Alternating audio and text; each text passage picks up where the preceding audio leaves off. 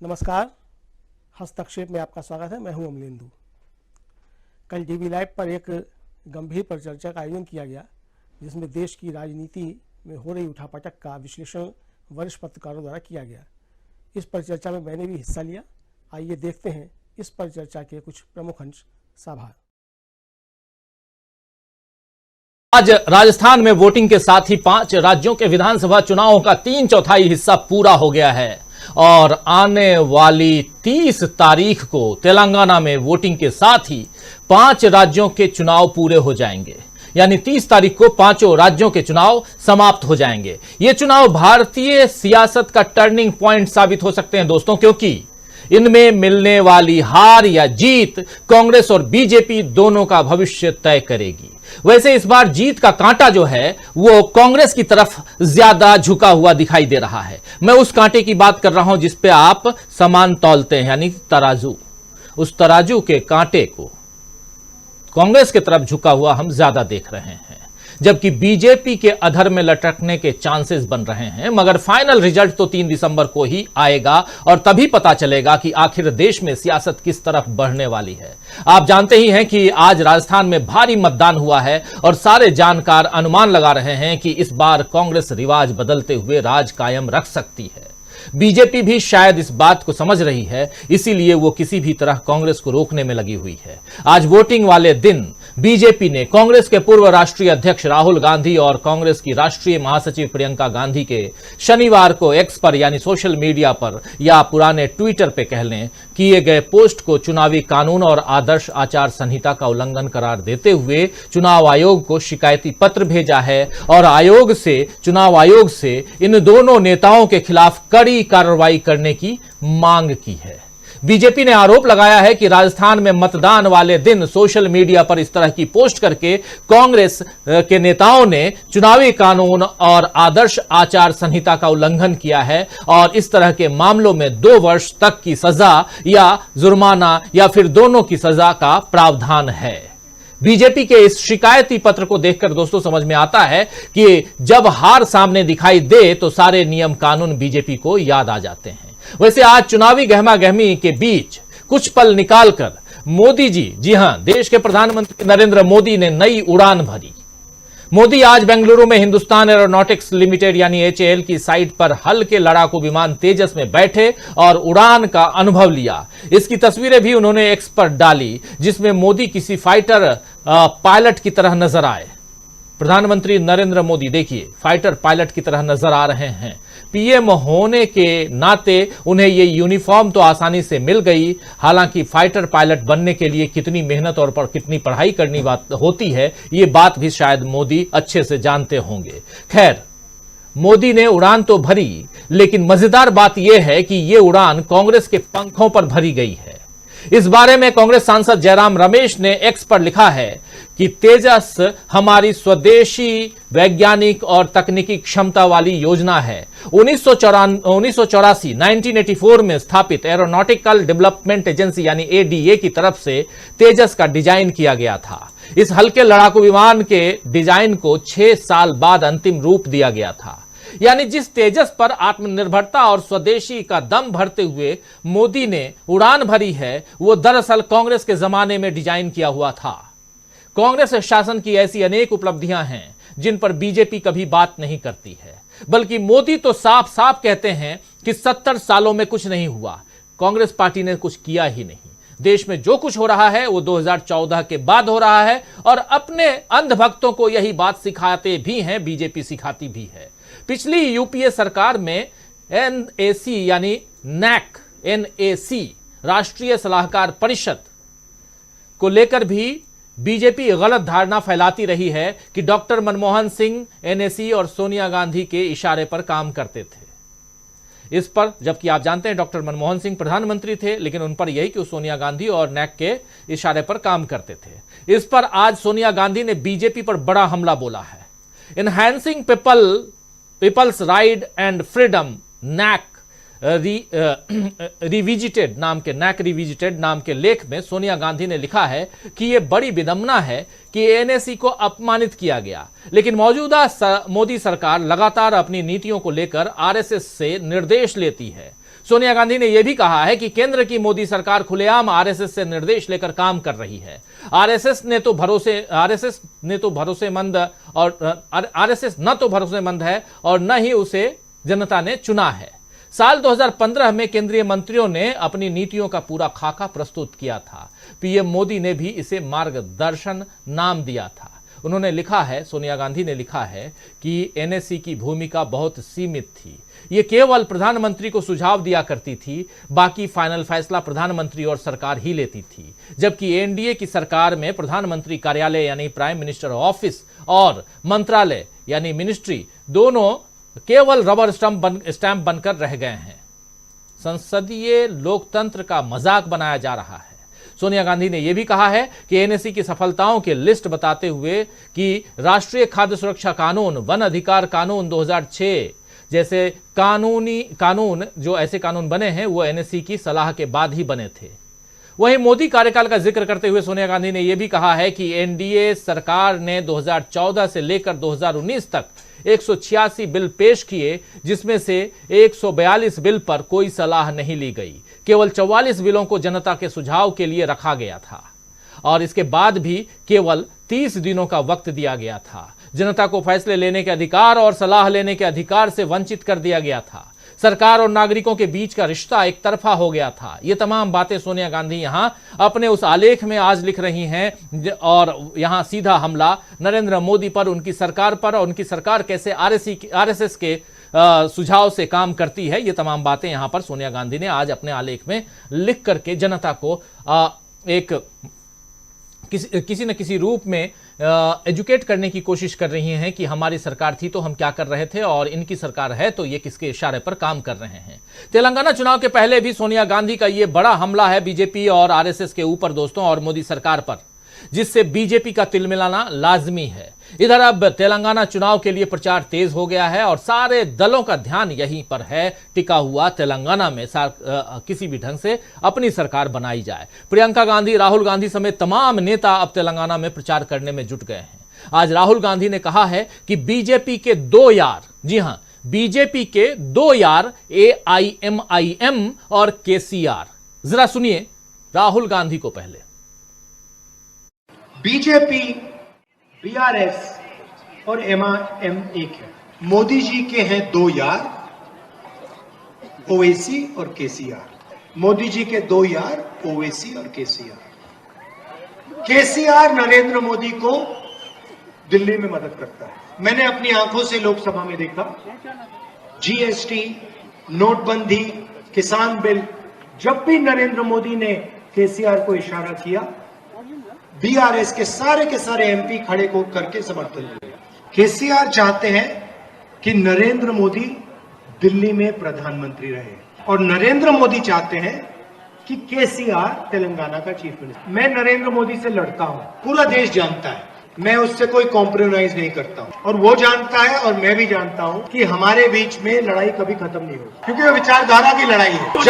जब तक नरेंद्र मोदी की सोच नहीं बदलेगी तब तक राहुल गांधी उनसे लड़ेगा। अब देखिए, मेरे ऊपर 24 केस लगा रखे हैं। हर भाषण में नरेंद्र मोदी मुझे गाली देता है। मेरी लोकसभा की मेंबरशिप रद्द कर दी, मेरा सरकारी घर छीन लिया, कोई फर्क नहीं पड़ता। मेरा घर छीन लिया, मैंने उनसे कहा ले लो, मुझे नहीं चाहिए तुम्हारा घर। खुशी से मैंने चाबी दे दी वापस, नहीं चाहिए तुम्हारा घर। अब मैं आपसे सवाल पूछना चाहता हूं, मेरा घर छीन लिया, मेरी लोकसभा की मेंबरशिप रद्द कर दी, मेरे ऊपर 24 केस लगाए। क्या नरेंद्र मोदी ने केसीआर का घर लिया? क्या केसीआर पे केस लगाए? क्या केसीआर की चीफ मिनिस्टरशिप छीनी? बिल्कुल नहीं, क्योंकि नरेंद्र मोदी और केसीआर एक है। मैंने तो कहा, साफ कहा, मुझे घर की जरूरत ही नहीं। मेरे तो करोड़ों घर है हिंदुस्तान में,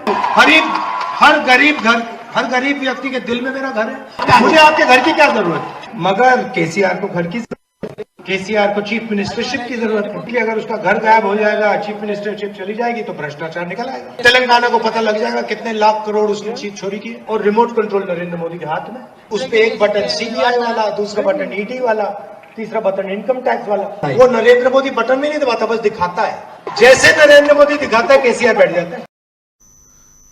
तो सुन रहे थे, सीधा हमला कर रहे थे राहुल गांधी यहां प्रधानमंत्री नरेंद्र मोदी पर और केसीआर पर, और सीधा कि इस चुनाव में आप देखिए, तेलंगाना के चुनाव में तो कांग्रेस पार्टी जिस मजबूती के साथ फाइट कर रही है, पिछले 6 महीने में कांग्रेस ने वहां पूरी की पूरी लड़ाई जो है केसीआर बनाम कांग्रेस या केसीआर बनाम राहुल गांधी पर लाकर रख दिया है। लेकिन केसीआर से पहले जो बात कर रहे हैं कि नरेंद्र मोदी के 2 यार ओवैसी और केसीआर, ये छोटी मोटी बात नहीं है। और यहीं पर कि बीजेपी, केसीआर और ओवैसी तीनों मिले हुए हैं, AIMIM तीनों मिले हुए हैं, और आप अगर इनको वोट देते हैं तो आप समझिए कि आपका वोट इन तीनों के साथ साझा हो रहा है।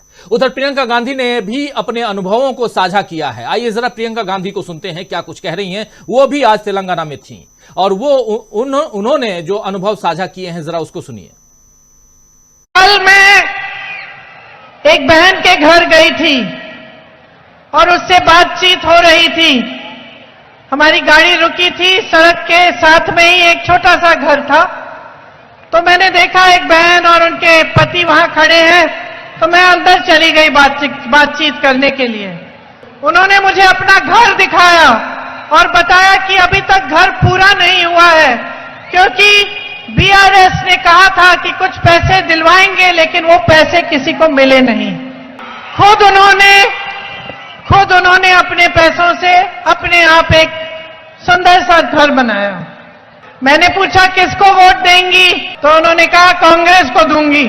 मुझे खुशी हुई, लेकिन मुझे दुख भी होता है कि आजकल जो आपके प्रदेश में राजनीति चल रही है, वो अपने वादों को भूल गए, जो आपको सपने दिखाए थे उनको भूल गए, और ऐसी राजनीति उन्होंने चलाई, ऐसी सरकार चलाई जिससे सिर्फ उन्हीं नेताओं का फायदा हुआ, अमीरों का फायदा हुआ, लेकिन मेरे गरीब भाई बहनों, मेरे किसान भाई बहनों, नौजवान भाई बहनों का कुछ फायदा नहीं हो पाया।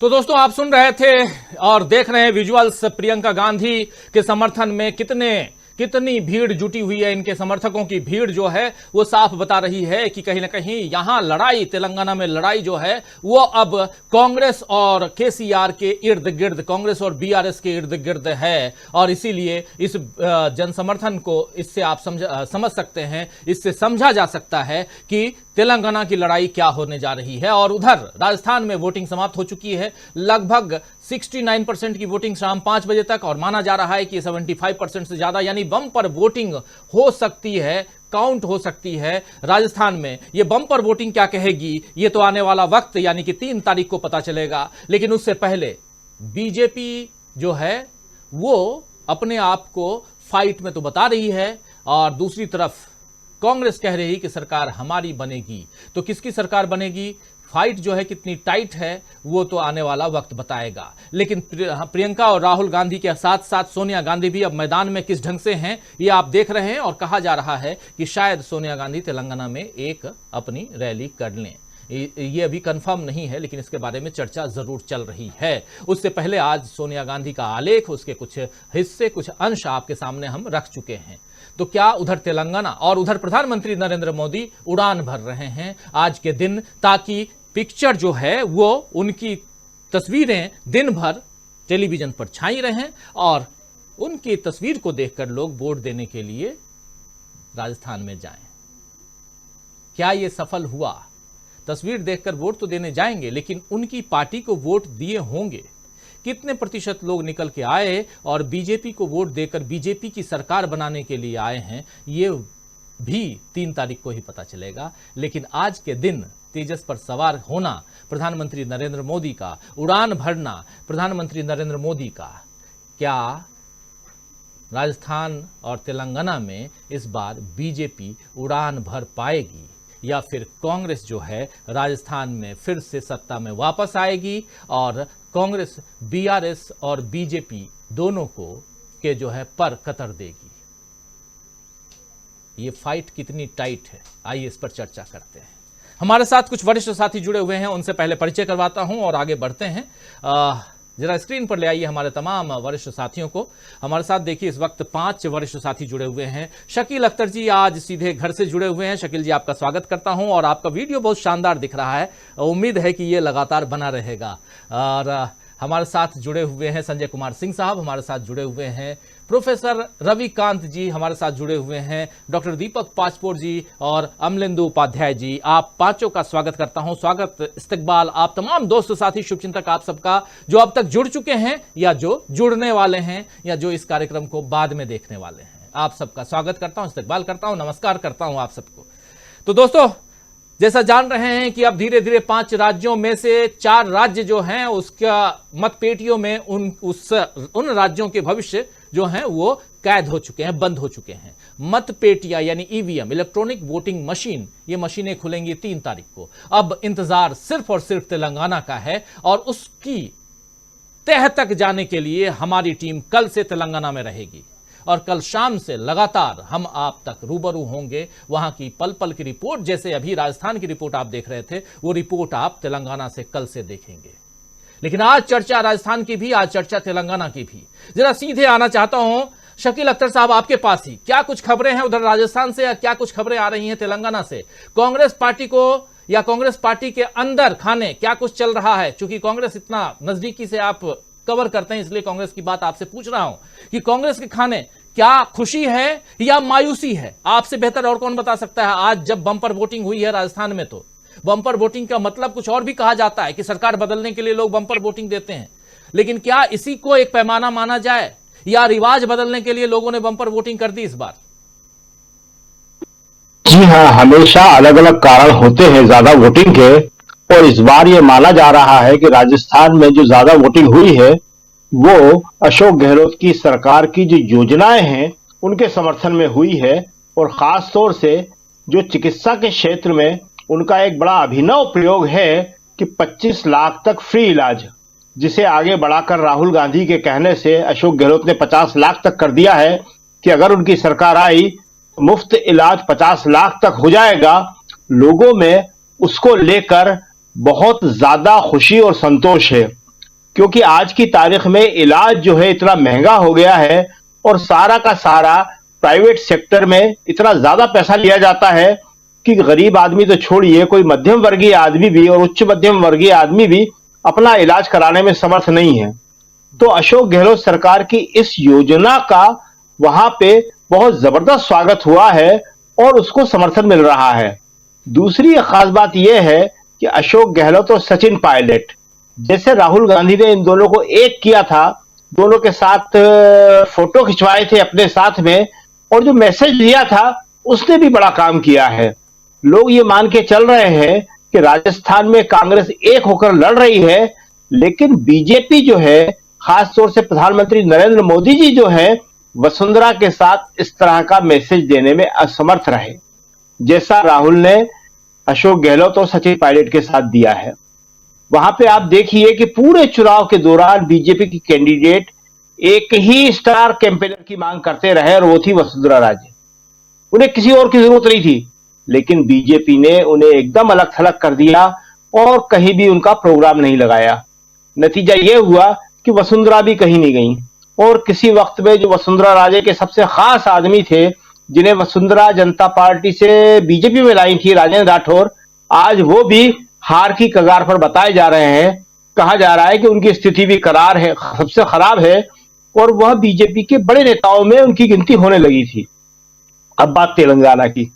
तेलंगाना कांग्रेस के लिए बहुत अच्छा जा रहा है। ये एक ऐसा राज्य है जहां पे कांग्रेस बढ़त के साथ काम कर रही है, मतलब कांग्रेस लगातार आगे बढ़ रही है, तो केसीआर की पार्टी है वो पीछे हट रही है और पीछे हट के अपने गोल को बचाने की कोशिश कर रही है। तीनों के तीनों नेता, राहुल गांधी, प्रियंका गांधी और अध्यक्ष खड़गे जी, तीनों हर जगह ही मेहनत करी, लेकिन तेलंगाना में जब राजस्थान में चुनाव चल रहा था, जब भी ये तीनों वहां जा रहे थे। क्यों? क्योंकि वहां से इनको जीत की खुशबू आ रही थी। और जो आज राहुल गांधी ने कहा है वो अपने आप में एक बहुत बड़ा फैक्टर है कि बीजेपी वहां पे जीतने के लिए नहीं लड़ रही है, बीजेपी वहां पे कांग्रेस को हराने के लिए लड़ रही है। और कांग्रेस को हराने के लिए उसने केसीआर और ओवैसी, ये 2 यार चुन लिए हैं। वो इन दोनों की मदद कर रही है, और जनता में 10 साल का जो केसीआर का राज्य है उसको लेकर बहुत ज्यादा नाराजगी है। जैसे कि प्रियंका गांधी ने भी खुद बताया कि एक महिला के घर गई वो फोटो कल से हम सारे लोगों ने और वीडियो देखे कि वो महिला प्रियंका से मिलकर तो बहुत खुश है, लेकिन इस बात से बहुत निराश है कि जो उसकी सरकार ने वादा किया था कि जो पैसे उसको देंगे वो नहीं दिए। और ये तेलंगाना में घर घर की हकीकत है। और एक बात कि जो आपने कहा कि सोनिया गांधी जी वहां जा सकती है, जी हां, सोनिया गांधी के प्रोग्राम की बात चल रही है, क्योंकि सोनिया गांधी ने ही वो राज्य बनाया था। यूपीए के टाइम में सोनिया गांधी की पहल पर तेलंगाना अलग राज्य बना था। तो कांग्रेस के लिए वो अपने बच्चे की तरह है और कांग्रेस का कहना है कि हमने उसे बनाया था, लेकिन जिस उद्देश्य से बनाया था कि वहां के लोगों के सपने पूरे होंगे, काम होंगे, वहां की समस्याएं दूर होंगी, वो नहीं हो सकी, तो अब हम उसको करेंगे।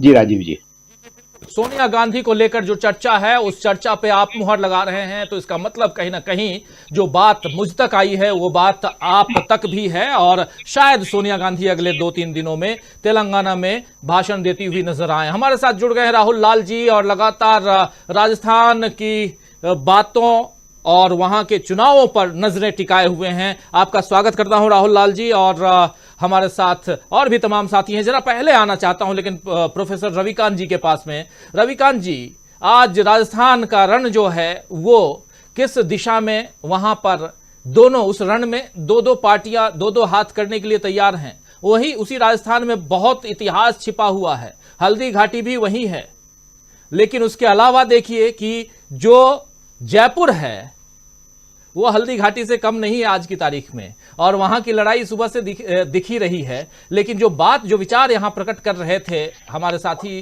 शकील अख्तर जी, जरा उसको आगे बढ़ाते हुए आपसे समझना चाहता हूं कि अब यहां से कहां देख रहे हैं आप कांग्रेस को और कहां देख रहे हैं बीजेपी को?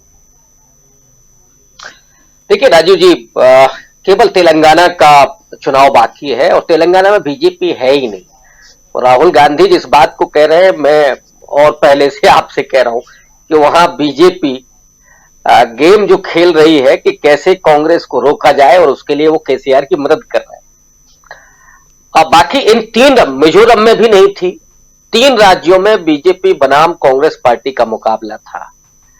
लेकिन इन तीनों राज्यों में जो स्थिति है आज की तारीख में बीजेपी की, मध्य प्रदेश और छत्तीसगढ़ उनके हाथ से निकलते हुए दिख रहा है, जो वहां से रिपोर्ट आ रही है, और कैंपेन के समय ही वो चीजें दिख रही थी।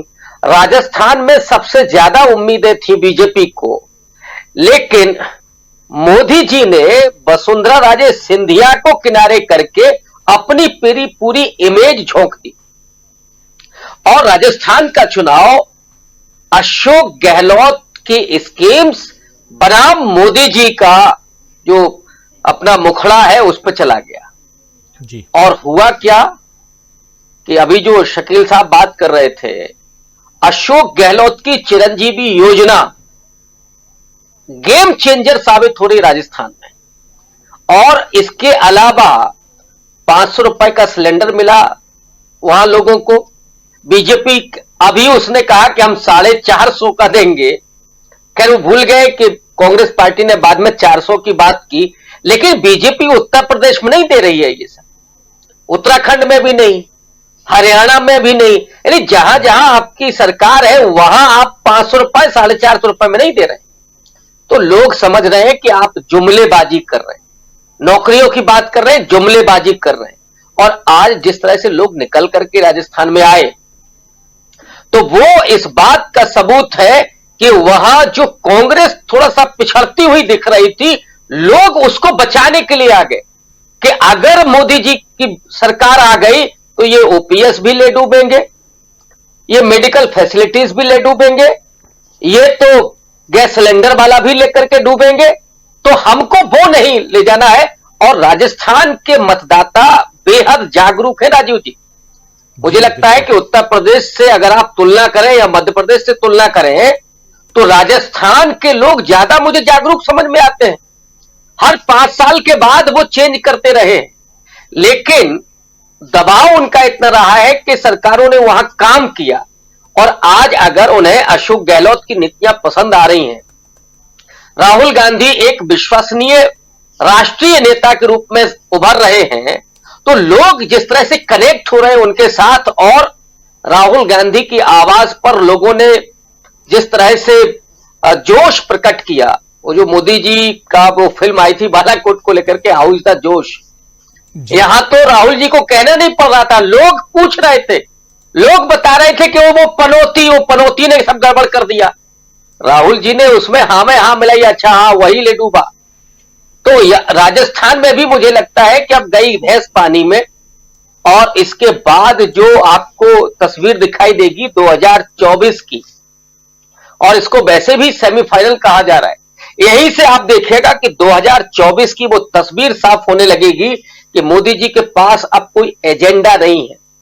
बीजेपी आरएसएस एजेंडा तलाश रही है कहीं से मिल जाए, लेकिन जब मोदी जी का मैजिक खत्म हो गया, मोदी जी का जो ब्रांड छवि थी वो दरक गई, और लोग ये मानने लगे कि वो जुमलेबाज ही नहीं है, वो राजस्थान के लोगों की भाषा में कहें तो वो पनौती भी है। जहां जहां जाते हैं वहीं बीजेपी के लिए भी पनौती हो गए। हिमाचल में हराया, कर्नाटक में हराया, मध्य प्रदेश छत्तीसगढ़ में जो रिजल्ट आएगा वो आप देखेंगे। तो अब मोदी जी तेजस के जरिए हवा में से कोई लाना चाहते हैं कि कोई मिल जाए एजेंडा उनको, लेकिन राजनीति तो जमीन पे होती है, हवा में एजेंडा नहीं आता। वो अगर सतपाल मलिक की हम शब्दों में कहें तो वो उनकी किस्मत से पुलवामा हुआ था, जिसमें 30 सीआरपीएफ के जवानों की शहादत हुई थी, और मोदी जी ने कहा कि चुप रहना है, और फिर नेशनलिज्म का वो पूरा तांडव खड़ा करके 2019 का चुनाव जीता गया। लेकिन राहुल गांधी ने तो उनको कहीं का नहीं छोड़ा। राजीव जी, जो भारत माता की जय के नारे लगाते थे ना, और उत्तेजना पैदा करते थे लोगों के भीतर, बेवजह की भावुकता पैदा करते थे, पूछ लिया राहुल गांधी ने कि क्या है भारत माता। अगर भारत माता में वो ओबीसी है तो फिर उसके लिए थोड़ा उसकी गणना ही कर दीजिए, बता दीजिए। अब भारत माता की जय। और इन लोगों ने क्या क्या किया है, आपको याद होगा कि जो रेपिस्ट थे, उन रेपिस्टों का भी समर्थन इन्होंने भारत माता की जय के नारे के साथ किया।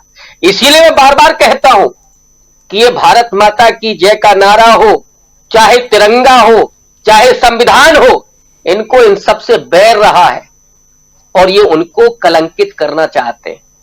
इसीलिए आप तिरंगे को कहीं भी ले जाएंगे, रेपिस्टों के समर्थन में ले जाएंगे। लेकिन अब इस देश का जनमानस राहुल गांधी के राहुल गांधी केवल व्यवहारिक राजनीति नहीं कर रहे, वैचारिक राजनीति भी कर रहे, बता रहे कि असल में देश होने का मतलब क्या है, भारत माता के नारे का मतलब क्या है, संविधान की रक्षा क्यों करनी है, लोकतंत्र में उन संवैधानिक संस्थाओं को बचाने की जरूरत क्यों है, पत्रकारिता क्यों आज रसातल में चली गई, क्यों उसने घुटने टेक दिए, और उसके परिणाम क्या हो रहा है, ये भी राहुल गांधी बता रहे हैं। तो जिसको हम पॉलिटिकल एजुकेशन कहते हैं, कल तो संविधान दिवस है, और राहुल गांधी मुझे लगता है कि संविधान दिवस के मर्म को लोगों तक पहुंचा रहे हैं। मोदी जी केवल सेलिब्रेट करते हैं, और इस धंधे को, इस पॉलिटिकल धंधे को लोग समझ चुके हैं, और इसीलिए अब हर राज्य से मोदी जी को जो रिजल्ट देखने को मिल रहे हैं, जो सुनने को मिल रहे हैं, वो उनके लिए मुश्किल में डालने वाले। जी राजीव जी, बिल्कुल बिल्कुल। कल संविधान दिवस है, और संविधान की रक्षा करना आपका हमारा कर्तव्य है, और उसकी रक्षा के लिए आपको जाकर वोट देना होगा।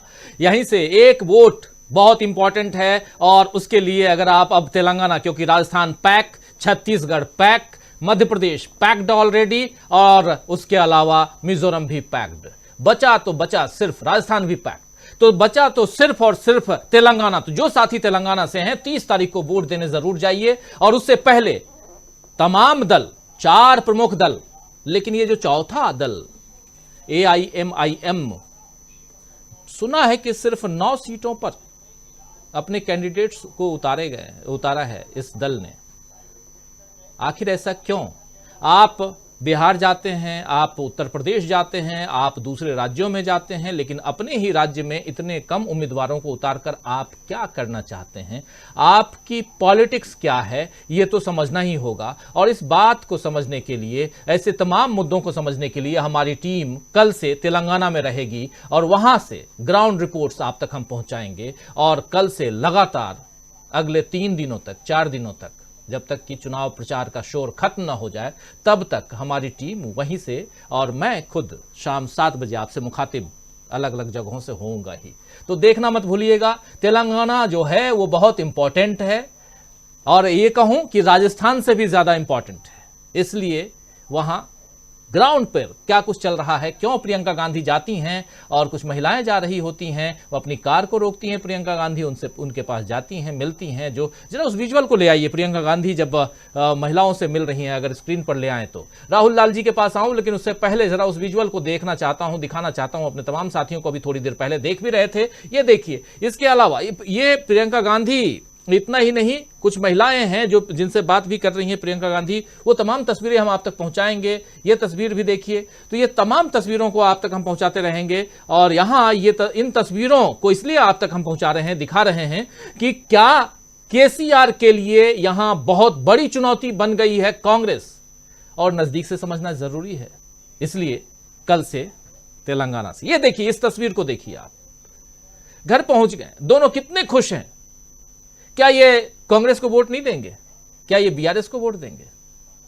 समझ सकते हैं आप, यहां कुछ बोलने की जरूरत नहीं है। चलिए आगे बढ़ते हैं और सीधा राहुल लाल जी के पास आना चाहता हूं। तेलंगाना की चर्चा हम कर रहे हैं क्योंकि हमारी चर्चा में भी अब धीरे धीरे तेलंगाना शिफ्ट हो रहा है। लेकिन आज चुनाव राजस्थान में, और क्या कहता है, क्या कुछ खबरें आ रही हैं राहुल लाल जी, राजस्थान के वोटर्स क्या कहते हैं। हालांकि एग्जिट पोल हम देंगे 30 तारीख को शाम 5 बजे से, लेकिन उससे पहले जनता ने क्या कुछ फैसला दे दिया, क्या किसकी किस्मत जनता ने उस पिटारे में, ईवीएम में बंद कर दी, क्या आ रहा है, क्या खबरें आ रही हैं?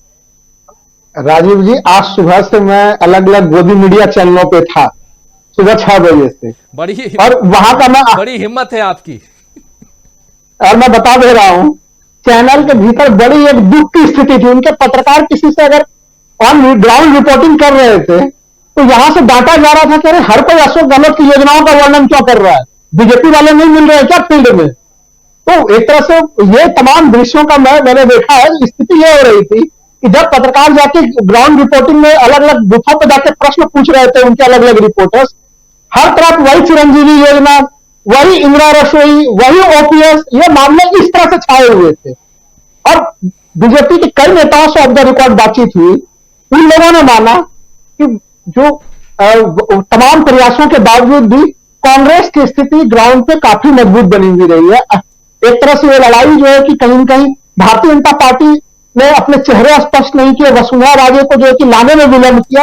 ये मैं अपना राय नहीं बता रहा हूं, बीजेपी के नेताओं की राय बता रहा हूं ऑफ द रिकॉर्ड की इनकी वो रणनीति गड़बड़ी मान रहे हैं कि वसुंधरा राजे को नहीं लाया गया। बहुत ज्यादा जो है कि सांप्रदायिक मुद्दे प्रधानमंत्री जी ने उठाया, वो राजस्थान के माहौल के मुताबिक नहीं था। तो एक तरह से बीजेपी भी हार मानते हुए नजर आ रही है। और हमें खुद, मैंने दिन भर देखा जो जनता का उत्साह था, देखिए जिस समय मैं राजस्थान से दिल्ली के लिए चल रहा था, वो उत्साह हमें उसी समय नजर आ रही थी कि लोगों को यह चीज था कि अशोक गहलोत जो बड़ी बड़ी योजनाओं का सौगात दे रहे हैं, उसको सुरक्षित रखने के लिए या अशोक गहलोत को धन्यवाद देने के लिए, कांग्रेस पार्टी को धन्यवाद देने के लिए मत करने के लिए जाना है। मतलब कोई जयपुर से जैसलमेर जा रहा था, कोई जैसलमेर से जो है कि भीलवाड़ा जा रहा था, जो अलग अलग जगहों पर राजस्थान में काम कर रहे थे, ये उत्साह उसी में नजर आई थी। हमें लग रहा है कि राजस्थान में भारतीय जनता पार्टी वहां पर भी उसको हार का सामना करना पड़ेगा और ये उसके लिए जो एकमात्र आशा की किरण थी, वो आशा का किरण टूट चुकी है। बीजेपी के लोग खुद ही बता रहे हैं कि ढंग से, और हम लोगों ने फील्ड में देखा भी है राजीव जी,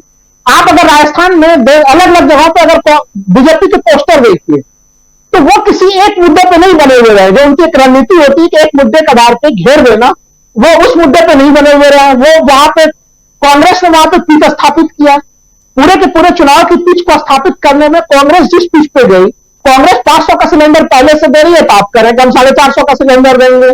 कांग्रेस ने अगर पहले से ही जो घोषणा कर दी छत्तीसगढ़ में कि केजी से लेकर पीजी तक फ्री, तो उसी का नकल करके कह रहे हैं कि यहाँ महिलाओं के लिए केजी से फ्री। वो अगर 10,000 रुपया कह रहे हैं तो उसके नकल में आप 12,000 13,000 का कुछ लेके आ रहे हैं। तो पूरे चुनावी पिच को कांग्रेस डे वन से आगे रही।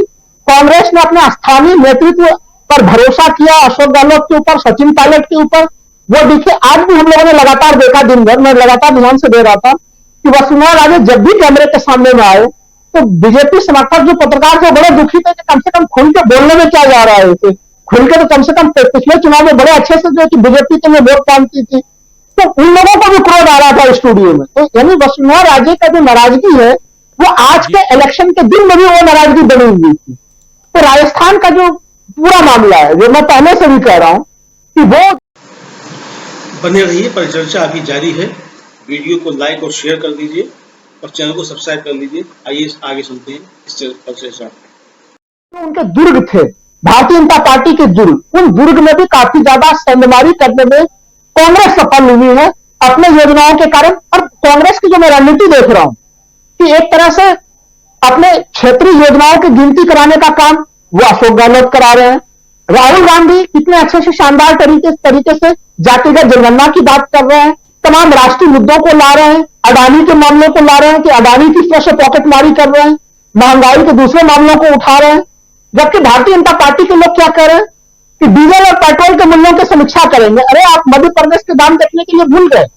देखिए, पूरे प्रकरण में जिस तरह से भारतीय जनता पार्टी ने वहां पे दंगों के मामले को उठाया, उस मामले पे तो वहां के लोगों ने एक सुर में कह दिया। और आज तो चैनलों के दायित्व में भी बीच में पत्रकारों को हटाना पड़ रहा था कि भारतीय जनता पार्टी जब दंगों के आरोप लगाती है तो भाई वो दिल्ली में गृह मंत्री जी के नाक के नीचे में क्या हो रहा था, वहां पे आप क्या कर रहे थे? राजस्थान में किस दंगे में जो किसी की मौत हुई? और उदयपुर के लोगों के जो बाइट आ रहे थे राजीव जी, वहां के लोगों ने कई पत्रकारों को डांट लगा दी कि आप लोग क्या कन्हैयालाल का मामला उठाए हुए। और कन्हैयालाल के परिवार ने भी आपत्ति प्रकट कर दी है कि इस मामले का जो राजनीतिकरण बीजेपी कर रही है, तमाम दल राजनीतिकरण कर रहे हैं, वो बिल्कुल गलत है। तो ये सारी चीजें चुनाव होते होते बैकफायर कर गई। अब देखिए, तेजस में के प्रधानमंत्री बीच चुनाव में प्रकट तो हुए तेजस में के, लेकिन माननीय प्रधानमंत्री जी ये भूल गए कि तेजस का निर्माण जो प्रथम एडिशन आया था वो 2008 में आया था। तो जो वो आत्मनिर्भर भारत का पूरा कल्पना लेके चल रहे थे, अरे वो पूरा कॉन्सेप्ट तो कांग्रेस का दिया हुआ कॉन्सेप्ट था। आपने उसमें क्या जोड़ा है? लोगों को यह भी ध्यान में आ गया कि उल्टे रफाल के मामले में जो डील मेंटेनेंस का डील एचएएल को मिलना था, आपने वो डील भी उसे ना देके अंतिम में वो अनिल अंबानी को डील दिया और अनिल अंबानी की कंपनी दिवालिया होकर बाहर हो गई। तो इस पूरे प्रकरण में अब वो कह रहे कि हम तो एचएएल का विकास करेंगे। अरे आपने विकास करने के मौके आपके मौखिक बोलने से तो नहीं होगा। तो देश के सामने में जो प्रधानमंत्री की छवि है वो लगातार तार-तार हो रही है। और जो तेजस से वो अंतिम समय में राजस्थान को बचाने का प्रयास कर रहे थे, वो प्रयास भी राजीव जी पूरी तरह से विफल हो गया। वो उसमें भी उन्हें कोई सफलता नहीं मिली है। जी बिल्कुल बिल्कुल बिल्कुल, उसमें भी सफलता नहीं मिली है। ये देख रहे हैं तस्वीरें आप, तेजस में बैठे हुए प्रधानमंत्री नरेंद्र मोदी और हाथ हिलाते हुए भी नजर आ रहे हैं। ये देखिए, ये किसको हाथ हिला रहे हैं ये जरा देखना होगा, लेकिन प्रधानमंत्री जी हाथ हिला रहे हैं। चलिए, अच्छी बात है, अभिवादन स्वीकार कर लीजिए अगर आपको हमको हाथ हिला रहे हैं तो। लेकिन संजय कुमार सिंह साहब, आपके पास आना चाहता हूं और आपसे भी जरा समझना चाहता हूं। संजय जी, देखिए, प्रधानमंत्री जी के कुछ कारनामे ऐसे होते हैं कि आप सब मुस्कुरा देते हैं। ऐसे प्रधानमंत्री तो होने ही चाहिए कि हम लोगों के चेहरे पर खुशी लाएं। चलिए, थोड़ा हंसी मजाक कर लेना चाहिए, इसकी ज़रूरत भी है। संजय कुमार सिंह साहब, जरा आपसे समझूं कि राजस्थान के रण से लेकर तेलंगाना तक बीजेपी और 3 राज्य ऐसे थे, छत्तीसगढ़ थे इसलिए कह रहा हूं कि चुनाव संपन्न हो गए, छत्तीसगढ़, मध्य प्रदेश, राजस्थान में बीजेपी, इसके बाद न तेलंगाना और न ही मिजोरम का किस्सा खत्म हो चुका है। बीजेपी का काम खत्म यहां। लेकिन 5 राज्यों के चुनाव, और इन चुनावों में अगर बीजेपी, जैसा कह रहे हैं लोग कि शायद बहुत मुश्किल भरा ये जितने भी चुनाव 5 राज्यों के हैं वो है बीजेपी के लिए, और अगर ऐसा होता है, ये मुश्किलें रिजल्ट में दिखाई देती हैं, तब कैसे देखा जाए 2024 को ना भी देखें तो प्रधानमंत्री के नाम पर चुनाव लड़ने वाली पार्टी के भविष्य को कैसे देखा जाए? क्या एनडीए बिखर जाएगा? जिस एनडीए के लोग ऐसे भी टूटते बहुत कम एनडीए में बचे हुए लोग हैं, बहुत कम पार्टियां बची हुई हैं। मिजोरम का एक जो सत्तारूढ़ दल है वो भी एनडीए से बाहर हो चुका है। प्रधानमंत्री नरेंद्र मोदी को पहले कह दिया कि आपके साथ मंच साझा हम नहीं करेंगे। और एक छोटा सा राज्य जहां आप समझ सकते हैं कि 40 सीटें मात्र विधानसभा की हैं, वहां की अगर ये स्थिति बनती है तो दूसरे बड़े राज्यों का, जिसमें महाराष्ट्र भी है, जिसमें और महाराष्ट्र इसलिए भी क्योंकि महाराष्ट्र की सरकार पर भी तलवार लटकी हुई है, तो बहुत कुछ जो चर्चा हम 3 तारीख के बाद करने वाले हैं, लेकिन थोड़ा सा यहां उसकी चर्चा करना लाजमी है। आपसे समझना चाहता हूं। बीजेपी को जीतने के लिए, बीजेपी को नहीं किसी भी पार्टी को जीतने के लिए दो चार चीजें जरूरी है। एक उसकी अपनी लोकप्रियता, एक उसका अपना काम, एक उसकी छवि, और दूसरे की वो चुनाव जीतने के लिए क्या कर रहा है, चुनाव प्रचार वगैरह। तो लोकप्रियता के बारे में तो जो स्थिति है वो सबको पता है कि भाई 10 साल के शासन में बीजेपी ने क्या किया और क्या नहीं किया। अच्छा काम उसी में है, महंगाई का जो हाल है वो से लेकर रोजगार, अर्थव्यवस्था, सब कुछ, उस पर भी क्या बात करनी है। चुनाव प्रचार मैंने बहुत ध्यान से देखा कि बीजेपी के चुनाव प्रचार में क्या हो रहा है। तो बीजेपी के चुनाव प्रचार में कुछ था नहीं, सिर्फ कांग्रेस का विरोध था या कांग्रेस की आलोचना थी, और मौका लगा तो चुनाव आयोग से शिकायत और चुनाव आयोग की कार्रवाई वगैरह। तो कुल मिलाकर बीजेपी के पास कुछ है नहीं। और ये जो अभी उत्तरकाशी में माने मुख्य प्रधानमंत्री ने जो डबल इंजन वाला नया सिस्टम लगाया था कि केंद्र में और राज्य में एक ही पार्टी की सरकार होगी तो मजबूत होगी, काम करने में सुविधा होगी, अच्छा काम होगा, तो उसका एग्जाम्पल अभी उत्तरकाशी में जो टनल में लोग फंसे हैं वो था। तो मैंने टनल में फंसे लोगों को निकालने के लिए सरकार क्या कर रही है उसको देखने समझने के लिए मैंने उसकी खबर को फॉलो करना शुरू किया, और मुझे लगा कि वो जितना काम होना चाहिए था, जैसे होना चाहिए था, वो नहीं हुआ। पर वो अलग मुद्दा है। मुझे लग रहा था कि वो मामला ऐसा हो जाएगा कि आज मतदान से पहले टनल से मजदूर निकलने लगते और वो टीवी पे लाइव दिखाया जा रहा होता और बीजेपी को वोट पड़ जाता। तो मुझे लगता था कि ये शायद हो जाए, भले इसके लिए प्लान नहीं किया हो, लेकिन ये सहयोग से हो सकता था। और लग रहा था, मैंने 2-3 दिन की खबरों को पढ़ने से लग रहा कि आज मजदूर निकलेंगे, लेकिन वो मशीन टूट गई और कल शाम 5 बजे के बाद से काम ही नहीं हुआ, इसलिए नहीं निकल पाए। तो ये जो किस्मत या दुर्भाग्य जो कहा जाता है वो भी है। तो मुझे नहीं लगता है कि बीजेपी को चुनाव जीतने के लिए जो कुछ भी चाहिए उसमें किस्मत समेत, अगर किस्मत का कुछ रोल होता है तो वो भी उसके पक्ष में दिखाई नहीं दे रहा है। और जो बीजेपी करती है, अब छत्तीसगढ़ एन इलेक्शन में के छत्तीसगढ़ के इलेक्शन से पहले आरोप लगा दिया कि फलाने ने रिश्वत दी थी, फलाने ने कुरियर से कैश पहुंचाया था, कल उसकी भी पोल खुल गई, आज अखबारों में छप गई। तो बीजेपी के जो आरोप लग रहे हैं, जो लगा रहे हैं विपक्षी नेताओं पे, और जो चुनाव लड़ने का तरीका है बदनाम करने का, उसका भी सच खुल जा रहा है। तो मतलब कहीं से उसका साथ नहीं है। और दूसरा, बीजेपी के पास वो हिंदुत्व वाला कार्ड छोड़ के कुछ नहीं है। तो उसके लिए मैंने राजस्थान का तो जो किया गया सो किया ही गया। उत्तर प्रदेश में हलाल सर्टिफिकेशन को रद्द कर दिया जाना है चुनाव के समय, भी वही सब मामला है। और कोशिश ये है कि डबल इंजन से राज्यों में क्या होता है उससे फायदा मिले, और वो सब किया गया। तो पार्टी ने अपनी तरफ से जो सब करना था, जो वो करती है, उसमें कोई कसर नहीं छोड़ी। लेकिन वोटर से बातचीत जो मैंने अलग अलग चैनल्स में, अलग अलग लोगों से, अलग अलग पत्रकारों से बातचीत में जो देखा, तो फिर भी ये लगता है कि इनके प्रचार का और हिंदुत्व के मुद्दे का असर वोटर्स पे है। वोटर कहते हैं कि नहीं जी बीजेपी काम अच्छा कर रही है। क्या काम अच्छा किया तो जवाब नहीं बता रहे।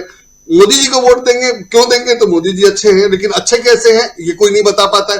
तो इस तरह से बहुत बुरी हालत है। मैंने प्रचार से इन्होंने जो बनाया था वो बनाया था, और उससे कुछ लोग भ्रम में होंगे जरूर है, लेकिन वो जमीन पे कुछ दिख नहीं रहा है। तो मैंने खबरों और मीडिया में जो दिखाई दे रहा है उससे मैं फील्ड पे गया नहीं, तो फील्ड का मुझे कोई आइडिया नहीं है। लेकिन अखबार की खबर और टीवी और या वीडियो यूट्यूब चैनल से लेकर के चैनल तक सब मैंने खूब देखा, और देखकर मुझे लगता नहीं है कि फील्ड में बीजेपी का नाम लेवा कोई है, उसके पक्ष में कोई है। ठीक है कि हिंदुत्व के मामले को इन्होंने भुनाने की खूब कोशिश की है और उसका असर लोगों पर है, पर वो बच्चों में है और नए वोटर्स में है, पुराने लोगों में नहीं है, और सब लोग इनकी राजनीति समझ गए हैं। तो मुझे लगता है कि हालत बहुत खराब है। हालांकि इनकी कोशिशें जो है वो खतरनाक लेवल पे है, और उसके लिए ये लोग जो कर रहे हैं, मैंने आज सोनिया गांधी ने लिखा ही, और जिस लेवल पे ये लोग काम कर रहे हैं वो बहुत ही खतरनाक लेवल पे है। और ये मानना कि पुलवामा संयोग था, माने मुझे अभी भी शक है, और आगे क्या होगा वो देखना पड़ेगा। और जिस ढंग से हवा में जो हाथ हिलाया जा सकता है वोटर्स को, तो कुछ भी किया जा सकता है। तो इसलिए ये कहना मुश्किल है कि आगे ये क्या करेंगे, लेकिन अभी तक की स्थिति तो बहुत खराब है। और अगर चुनाव के रिजल्ट में यही आता है कि ये हार जाते हैं या 5041 का रिजल्ट ऐसा कुछ आता है, तो मान लेना पड़ेगा कि जो स्थिति है वो बैलेट बॉक्स से दिखाई दे रहा है या नतीजा वो आ रहा है। लेकिन अगर ऐसा रिजल्ट नहीं आता है या कुछ और होता है तो हम लोगों को संभलने की जरूरत है कि कुछ गड़बड़ है, या तो लोगों तक बात नहीं पहुंच रही है या वो वोट में नहीं बदल रहा है। तो जो भी हो उसके बाद देखा जाएगा। फिर भी अगर बीजेपी हार जाती है तब भी वो लोकसभा चुनाव तक ऐसा कुछ नहीं कर पाएगी कि उसको वोट मिले, ऐसा मुझे नहीं लगता है। देखा जाए वो क्या क्या करती है, और मुझे लगता है कि मतदाता भी सब समझ गए हैं, तो बीजेपी के लिए भी कुछ सफलतापूर्वक कर पाना उतना ही मुश्किल है। लेकिन वो तब की बात है, अभी रिजल्ट से काफी कुछ पता चल जाएगा इन 5 राज्यों के चुनाव से कि बीजेपी ने जो किया है और बीजेपी चुनाव जीतने के लिए जो सब करती है, उचित अनुचित सब, उसका क्या असर होता है। तो उसके बाद ही हम लोग कुछ बेहतर निर्णय कर पाएंगे कि आगे क्या होगा। राजीव जी। जी बिल्कुल बिल्कुल बिल्कुल। हाँ, 2 राज्य बचे हुए थे जिसमें से एक राज्य आज वहां मतदान खत्म, और राजस्थान की बात कर रहा हूं। लेकिन राजस्थान की जनता का मूड क्या है? 68% से ज्यादा 69% की वोटिंग शाम 5 बजे तक हो गई थी और इस वक्त 8 बजने को है। अभी तक अपडेट में देख रहा था कि चुनाव आयोग की तरफ से कोई अपडेशन हो तो आप लोगों तक हम वो खबर पहुंचाएं कि कितने % वोटिंग हुई है। अगर थोड़ी देर में अपडेट आता है तो बिल्कुल आप तक हम पहुंचाएंगे। लेकिन बम्पर वोटिंग हुई है राजस्थान में। ये बम्पर वोटिंग किसके पक्ष में गई है 3 तारीख को पता चल जाएगा। लेकिन धरातल पर जब हम थे, ग्राउंड रिपोर्टिंग के लिए जब हम वहां पहुंचे हुए थे राजस्थान में, आप सबके बीच हमने उन तमाम रिपोर्ट्स को पहुंचाया भी है, तो लोग खासकर अशोक गहलोत की योजनाओं से बहुत खुश थे। और जैसा हमारे साथी शकील अख्तर जी बता रहे थे कि स्वास्थ्य बीमा योजना, चिरंजीवी योजना जो है वो संजीवनी का काम कर रही है अशोक गहलोत के लिए, और आने वाले समय में हो सकता है कि उनके पक्ष में ये रिजल्ट जाता हुआ दिखाई दे। आज सुबह से बहुत अलग अलग खबरें आ रही थी और बीजेपी के लोग भन्नाए हुए परेशान नजर आ रहे थे, ऐसी खबरें भी आई हैं। खैर, क्या कुछ होगा उस दिन पता चलेगा। लेकिन वहां से लेकर तेलंगाना तक, क्योंकि अब लास्ट तेलंगाना बचा हुआ है और सब भीड़ पूरी उधर जुट चुकी है। तमाम पार्टियों के नेता वहां पहुंच चुके हैं तेलंगाना में, और तेलंगाना से जो मैसेज जाएगा, क्योंकि दक्षिण का दरवाजा क्या यहां से बंद हो जाएगा बिल्कुल कर्नाटक के बाद बीजेपी के लिए, या यहां से दरवाजा खुलेगा? क्या कुछ हो सकता है? तेलंगाना के बगल में बैठे हैं हमारे साथी दीपक पाचपोर जी, जरा बताइए तेलंगाना को लेकर के क्या कुछ आप समझ रहे हैं और कितना इंपॉर्टेंट है ये राज्य बीजेपी के लिए खासकर? राजीव जी, थोड़ा सा मैं राजस्थान के बारे में भी कहना चाहता था। बिल्कुल। देखिए, ये जो अभी तक जो वोटिंग परसेंटेज है, ऐसा लगता है कि 2018 में जो चुनाव हुआ था विधानसभा का ही, उसमें लगभग 75% के आसपास उस समय भी वोटिंग हुई थी। तो मुझे ऐसा लग रहा है कि उस समय जो बम्पर वोटिंग हुई थी वो सत्ता परिवर्तन के लिए हुई थी 2018 में, लेकिन 75% के आसपास तक भी पहुंचता है तो ये मान के चलना है कि वोटर जो है अभी भी इस सरकार के साथ बने हुए हैं। इसको ये कहा जा रहा है कि स्वास्थ्य योजना जो है वो संजीवनी का काम करेगी। मुझे लगता है कि गहलोत की सरकार जो है वो तो कभी मूर्छित हुई ही नहीं थी, उसे संजीवनी की जरूरत तो थी नहीं। इसका नाम बिल्कुल सही रखा गया है, चिरंजीव। ये इस सरकार को चिरंजीवी बनना, ऐसा मुझे लगता है क्योंकि चारों तरफ पूरे देश में इस बात को लेकर चर्चा है। और ये ऐसे भारत में ऐसा राज्य बन गया राजस्थान, जहां सबसे बड़ा एक तरह से मेडिकल इंश्योरेंस जो है वो दिया गया है। तो मुझे ऐसा लगता है, और आज भी हम जिस तरीके से दिन भर चर्चा कर रहे हैं, बहुत सारे लोगों से हमने बातचीत की थी, आपके जरिए भी हम लोगों ने सुना था, तो उससे ऐसा लग रहा है कि ये गेम चेंजर के रूप में एक तरह से साबित हो सकती है। देखिए, इसमें तेलंगाना जो है, तेलंगाना का महत्व मैं ये मानता हूं कि जो है जो बीजेपी है वो एक तरह से पूरी की एक्सपोज हो गई है। इसने महत्वपूर्ण काम जो कांग्रेस ने यहाँ पर किया है, उसने ये बता दिया है कि बीजेपी के जो बी टीम्स है वो कैसे देश के अलग अलग राज्यों में फैले हुए हैं, और यहाँ पर भी जो है टीआरएस और जो की जो पार्टी है वो किस तरीके से बीजेपी को मदद कर रही है, ये सबसे महत्वपूर्ण है। अब जो है आगे जाकर एक तरह से पता चल गया है कि किस प्रकार से बीजेपी को मदद करने वाली जो अंदरूनी शक्तियां हैं, दिखती मतलब ठीक है वो बाहर है, जो उसको अंदरूनी जो मदद कर रही हैं, वो जो शक्तियां हैं वो तरीके से एक्सपोज हो गई। ये तेलंगाना का सबसे बड़ा महत्व है। आता हूं आपके पास, थोड़ी आवाज आपकी कट रही है, आता हूं, दोबारा आता हूं आपके पास। और जरा चलूं सीधा अमलेंदु उपाध्याय जी, उनका वीडियो भी थोड़ा डाउन नहीं, ठीक नजर आ रहा है। जी अमलेंदु जी, क्या कुछ कहेंगे आप? जब शिफ्ट कर रहे हैं हम तेलंगाना की तरफ, इस चुनाव की समीक्षा चर्चा में भी। लेकिन दूसरी तरफ हम देख रहे हैं कि आज जो चुनाव हुआ है, क्या कुछ अपडेट्स आपके पास हैं, जरा फटाफट आपसे जानना चाहता हूं। राजस्थान को लेकर क्या कह रहे हैं, क्या अपडेट्स हैं? राजीव जी, राजस्थान को लेकर के अपडेट जो मुझे सूचनाएं मिली है उसके अनुसार ये है कि भारतीय जनता पार्टी वहां काफी संकट में दिखाई पड़ रही है। एक तो कल से ही जो भारतीय जनता पार्टी के नेताओं के जिस तरीके से बयान आना शुरू हुए, उससे ये साफ लगने लगा कि कहीं ना कहीं जो है बहुत ज्यादा संकट में भारतीय जनता पार्टी है। एक तो जो नेता प्रतिपक्ष है वहां के राजेंद्र राठौर, उनके 2-3 बयान आए और फिर ये आया कि साहब मेरे जो गलत दिखाया गया, मेरे इलेक्शन एजेंट के साथ बदतमीजी की गई और दिखाया गया कि कुछ रुपया बरामद हुआ, ऐसा नहीं है, मैं कानूनी कार्रवाई करूंगा। तो मतलब रोते हुए से नेता प्रतिपक्ष जो थे वो नजर आए वहां राजस्थान में।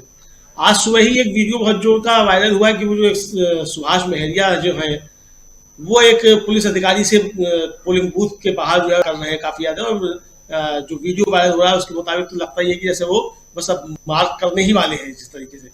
तो ये इसके बाद फिर एक जो भारतीय जनता पार्टी के प्रवक्ता है उन्होंने शाम को लगभग 3 बजे के आसपास जो है ट्वीट किया बड़ा गजब तरीके का कि कांग्रेस एक खास वर्ग के लोगों को निकाल करके जो है वो वोटिंग ज्यादा करा रही है। तो अब ये सारे बयान जो राजीव जी इस तरीके के सामने आए ये बताते हैं कि भारतीय जनता पार्टी जो है वो बेचैनी महसूस कर रही है राजस्थान में बहुत ज्यादा। और जिस तरीके से लोगों के मतलब जो कॉर्पोरेट मीडिया का चैनल है उस पर भी जिस तरीके से चीजें आती हैं उससे भी साफ लगा कि गहलोत की योजनाएं जो हैं वो बहुत ज्यादा तरीके से बोल रही हैं। इधर जो कुछ यूट्यूबर्स राजीव जी कुछ ज्यादा क्रांतिकारी हैं, वो उन्होंने दिन में पहले ट्वीट करना शुरू किया कि भारतीय जनता पार्टी जो है वो काफी ज्यादा मजबूती के साथ जो है वो बूथ मैनेजमेंट में लगी हुई है और कांग्रेस जो है बूथ मैनेजमेंट में पिछड़ रही है। फिर उन्हीं लोगों के ट्वीट आए बाद में कि कांग्रेस जो है बहुत मजबूती के साथ जो है यहाँ उसका वोटर जो है वो निकल करके आ रहा है और बूथ मैनेजमेंट जो है मतलब एक तरीके से वो भारतीय जनता पार्टी का है, लेकिन वोटर जो है वो कांग्रेस का बहुत ज्यादा मजबूत है। तो आप समझ सकते हैं कि जो लोग जिनको गलतफहमी हो रही थी कि भारतीय जनता पार्टी का बूथ मैनेजमेंट बहुत अच्छा है, वो तो बने रहिए। परिचर्चा अभी जारी है। वीडियो को लाइक और शेयर कर दीजिए और चैनल को सब्सक्राइब कर लीजिए। आइए आगे सुनते हैं इस परिचर्चा। मिजोरम में भी बहुत अच्छा भारतीय जनता पार्टी का बूथ मैनेजमेंट, पन्ना प्रमुख उनका होता है, वो बूथ पे रहता है अपने मजबूती के साथ। बूथ मैनेजमेंट तो अच्छा होता ही है। फिर देशी घी की पुड़ियों के पैकेट बूथ पे आ जाते हैं, बूथ मैनेजमेंट बहुत अच्छा रहता ही है। पैसे की कमी थोड़ी है बूथ मैनेजमेंट करने के लिए, लेकिन सवाल ये है कि आपका वोटर आपके साथ है कि नहीं है।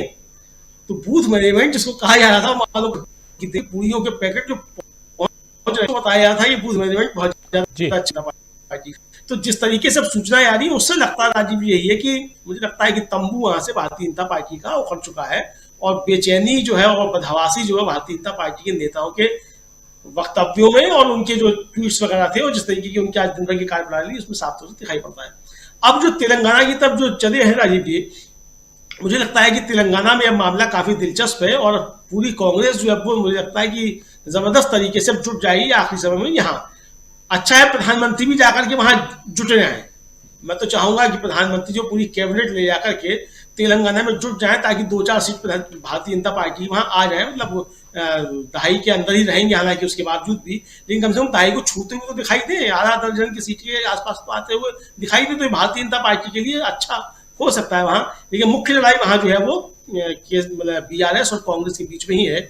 और आज जो कुछ वीडियो वायरल हुए उससे लग रहा है कि राजीव जी जनता के दिल में जो उतरने वाली बात है वो शायद वहां कांग्रेस अच्छे तरीके से उतर चुकी है। जी बिल्कुल, तो ये जो बिल्कुल अमलेंदु जी आता हूं आपके पास फिर से। और बहुत महत्वपूर्ण चर्चा हम लोग कर रहे हैं और उसमें इस बात को लेकर कि राजस्थान में आज जो बम्पर वोटिंग हुई है उस वोटिंग के क्या मायने रखते हैं।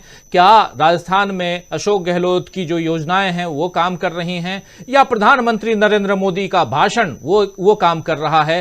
क्या वहां 370 और राम मंदिर काम कर रहा है, हिंदू मुस्लिम काम कर रहा है। और सुबह से बीजेपी की तरफ से जो वोट देने की अपील की गई है उसमें कन्हैया लाल का नाम लिया गया बार बार। क्या ये सांप्रदायिक तनाव काम कर रहा है या योजनाएं जो जनहितकारी योजनाएं हैं वो काम कर रही हैं, ये हम यहां जानने की कोशिश कर रहे हैं। हालांकि धरातल पर ग्राउंड जीरो पर अलग अलग जगहों से रिपोर्ट आप तक हम पहुंचा चुके हैं और उससे आप समझ सकते होंगे। और जो साथी हमारे साथ राजस्थान से इस कार्यक्रम को देख रहे हैं दिन भर में उनके पास भी खबरें आ चुकी होंगी कि कि किधर क्या कुछ चल रहा है। 5 दिनों में माहौल कैसे चेंज हुआ है उसको हम लोगों ने देखकर आप तक पहुंचाया भी है। आखिरी ओवर की बैटिंग या आखिरी ओवर की बॉलिंग करने हम भी पहुंचे हुए थे और फटाफट आप तक हम खबरें पहुंचा ही रहे थे, क्रिकेट की भाषा में अगर कहें तो। लेकिन उससे पहले लीग मैच खेलने के लिए हमारे साथी राहुल लाल जी वहां पहुंचे थे और प्रशांत टंडन जी भी गए ही थे।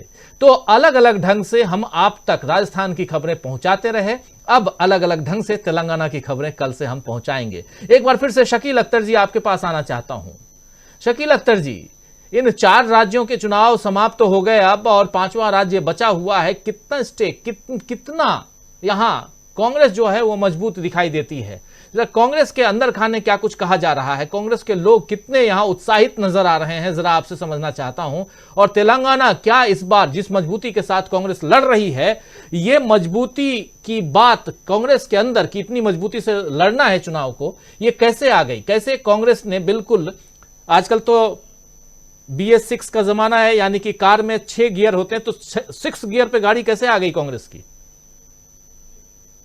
देखिए, कांग्रेस कितनी उत्साहित है वो इस बात से मालूम पड़ सकता है कि कांग्रेस अब 5 राज्यों के चुनाव पर बात नहीं कर रही है। पिछले 2 या 3 दिन से उसके अंदर जो बात हो रही है वो ये हो रही है कि अब आगे 2024 के लिए क्या करना है। कांग्रेस नेक्स्ट स्टेज पे पहुंच गई है और उसका नेक्स्ट स्टेज पे जाना यह बताता है कि वो इन 5 राज्यों के चुनाव में बहुत ही कॉन्फिडेंट है। कांग्रेस को अब सबसे बड़ी जो चिंता है या जो सबसे बड़ी जरूरत है वो ये महसूस हो रही है कि इंडिया जो है वो इंटेक कैसे रहे, किस तरह से हम इंडिया को वापस उसी तरह से सक्रिय करके लोकसभा की तैयारी करें। और ये बहुत बड़ी बात है। जब कोई पार्टी अगले स्टेज पे सोचने लगती है तो समझ लीजिए कि जो पिछली बातें हैं उसमें वो संतुष्ट है और वहां पे उसको विश्वास हो गया है कि वो यहां पे अच्छा कर रही। दूसरी एक खास बात कि कांग्रेस जो एक सवाल कर रही है आपस में कि राजस्थान में ऐसा क्या कारण है कि लोग बीजेपी को वोट दें, ये बड़ा अच्छा सवाल है। कांग्रेस को वोट देने के कारण तो हैं, लेकिन राजस्थान में बीजेपी ने ऐसा क्या किया है या ऐसा क्या करना चाहती है कि उसको वोट दें। मध्य प्रदेश में कारण थे। ये जो अब विश्लेषण होने लगा है, ये जो समझ विकसित हो रही है और इस पर बात होने लगी है, यही कांग्रेस के अच्छे संकेत हैं। जैसे जो मध्य प्रदेश में बात हो रही है वो बड़ा स्पष्ट है कि मध्य प्रदेश में जो मुकाबला था हमारा बीजेपी के साथ, वो एक बराबर की टीम के साथ था। वो भी मजबूत थी, हम भी मजबूत थे। ये एक अच्छा विश्लेषण है। इसी तरह छत्तीसगढ़ के बारे में कहा जा रहा है कि छत्तीसगढ़ में हमारा मुकाबला एक कमजोर टीम से था, हम वहां मजबूत थे, लेकिन बीजेपी वहां इतना मजबूती नहीं कर पाई। और इसी तरह राजस्थान के बारे में वो कह रहे हैं कि राजस्थान में हम कमजोर थे, हम मानते हैं, लेकिन उसके बाद राहुल गांधी की कोशिशें, प्रियंका खड़गे जी और अशोक गहलोत और सचिन पायलट का साथ आना, इन सब ने वहां माहौल बदल दिया। और फिर ये जनता जो है अपने आप करती है। अचानक जिस मीडिया का आप बात कर रहे थे अभी और जिस बूथ मैनेजमेंट की बात कर रहे थे, तो देखिए बीजेपी का सबसे मजबूत एक ही मैनेजमेंट है और वो है मीडिया मैनेजमेंट। इससे मजबूत उसके पास कोई मैनेजमेंट नहीं है। तो उस मीडिया मैनेजमेंट ने बहुत कोशिश करी कि जो राज्य सरकार की योजनाएं हैं वो जनता तक नहीं पहुंच पाए, लेकिन जो सच्चाई होती है वो ज्यादा टाइम तक छुपाई नहीं जा सकती। और आप देखें कि पिछले कुछ दिनों में आप कह सकते हैं कि पिछले 1 हफ्ते के दौरान चिरंजीवी योजना किस तरह लोगों की जबान पर आ गई। राहुल गांधी खुद हॉस्पिटल में गए, वहां देखा एक हॉस्पिटल जो वहां का सबसे बड़ा मेडिकल कॉलेज है, बड़ा नामी मेडिकल कॉलेज है SMS, वहां पे खड़गे जी गए। तो ये सारी चीजें अपने आप लोगों के जहन में आ गई कि यार एक काम तो कुछ हो रहा है ये। और फिर जहन से जबान पे आने पे ज्यादा टाइम नहीं लगता, पहले चीज दिमाग में आती है और फिर जबान पे। और अब आप देख रहे होंगे कि आज तक अभी जो खत्म हो गई ये वोटिंग, लोगों की जबान पे एक ही बात थी कि यार इतना सस्ता सिलेंडर, मेडिकल सुविधा ऐसी कि हमारे घर में अगर कोई बीमार हो जाए, हर आदमी यही दुआ करता है कि ना हो, लेकिन अगर हो जाए तो पैसों की चिंता नहीं करना है। और ओल्ड पेंशन स्कीम, ये सारी की सारी योजनाएं, और बाकी जो सरकारी क्षेत्र के कर्मचारी हैं उनके लिए भी कुछ था, और जो खासतौर से सेमी गवर्नमेंट सर्वेंट होते हैं उनके लिए भी कुछ था। तो ये सारी चीजें प्रो पीपुल जिसे राजनीति कहते हैं, वो प्रो पीपुल राजनीति जो है राजस्थान में हो रही थी। अब तेलंगाना, तेलंगाना में आज की स्थिति में केसीआर चाह रहे हैं कि ज्यादा से ज्यादा बीजेपी और ओवैसी आपस में एक दूसरे पर प्रहार करें, मामला ज्यादा से ज्यादा वहां पे सांप्रदायिक हो, जिससे उसको वोट मिले। लेकिन कांग्रेस की जो पॉलिसी है, कांग्रेस जिस तरह से अपने आदर्शों की, सिद्धांतों की, सरकारी शिक्षा, सरकारी चिकित्सा, गरीबी, बेरोजगारी, महंगाई, इन सब की बात कर रही है, उससे वहां लगता नहीं है कि वहां पे कोई सांप्रदायिक इशू बन पाएगा।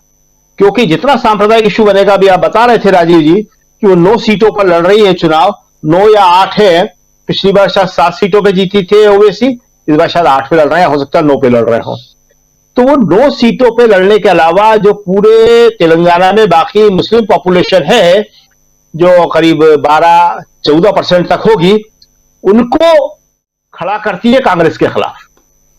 और जब उनको कांग्रेस के खिलाफ खड़ा करती है तो बीजेपी जो है हिंदुओं को वहां खड़ा करती है कांग्रेस के खिलाफ।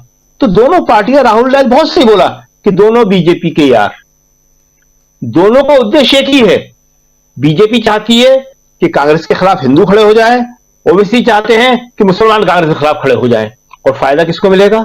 जाहिर है केसीआर को। लेकिन वो अब लगता नहीं है कि मिलने वाला है। शायद तेलंगाना कांग्रेस के लिए बहुत अच्छा जाएगा, क्योंकि ये एक ऐसा चुनाव है जिसमें कांग्रेस लगातार आगे बढ़ती हुई दिख रही है और केसीआर जो है वो लगातार पीछे हटते हुए दिख रहे हैं। बहुत ही डिफेंसिव मोड में चले गए हैं वो। इससे पहले उन्हें इतनी रक्षात्मक मुद्रा में कभी नहीं देखा गया था। और कांग्रेस के तीनों नेता, ये बड़ी खास बात है कि कर्नाटक के बाद जो कांग्रेस में बड़ा चेंज आया है कि तीनों नेता बराबरी के स्तर पर काम कर रहे हैं। कोई यह नहीं कह सकता कि राहुल ने ज्यादा काम किया या प्रियंका ने किया या खड़गे जी ने किया।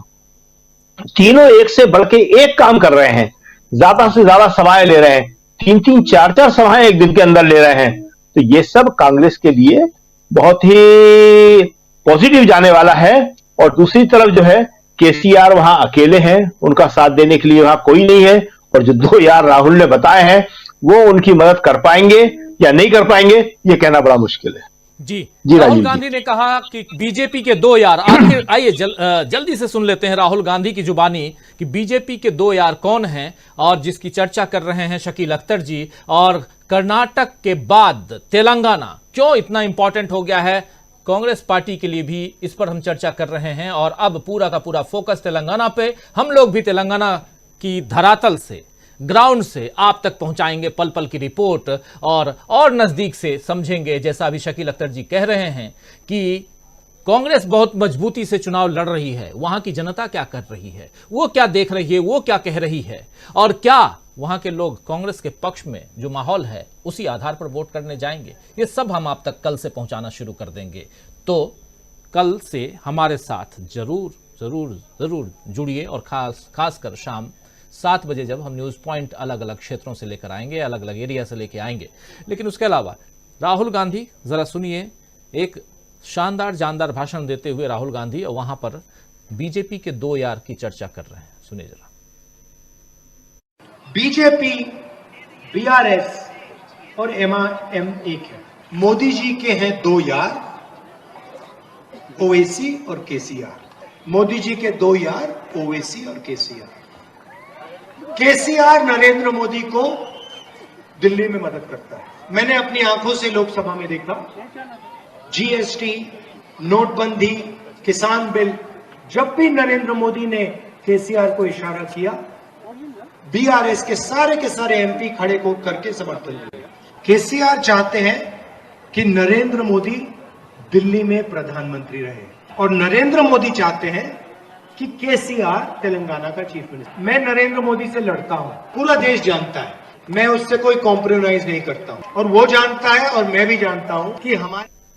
तो सुन रहे थे आप राहुल गांधी को जो कह रहे हैं कि बीजेपी के 2 यार केसीआर, ओवैसी और केसीआर, नरेंद्र मोदी और खासकर बीजेपी के साथ केसीआर के जो संबंध हैं उसको डिस्क्राइब कर रहे थे यहां राहुल गांधी। और हम चर्चा कर रहे हैं तेलंगाना की, हम चर्चा कर रहे हैं राजस्थान की, और चर्चा कर रहे हैं कैसे अब मैदान में राहुल और प्रियंका के बाद, और उसमें जोड़ दें राहुल, प्रियंका और मल्लिकार्जुन खड़गे के बाद सोनिया गांधी भी मैदान में अब उतरती हुई नजर आ रही हैं। हालांकि मैदान में रहे ना रहें, लेकिन पर्दे के पीछे सोनिया गांधी अपनी भूमिका पूरी निभा रही हैं। और जब वो कैंप की थी जयपुर, तब भी हम लोगों ने उस पर चर्चा की थी कि आखिर क्या कारण है कि सोनिया गांधी जयपुर पहुंच गई। अब जयपुर के बाद क्या सोनिया गांधी जल्द हैदराबाद पहुंचने वाली हैं, इस पर निगाहें टिकी रहेंगी।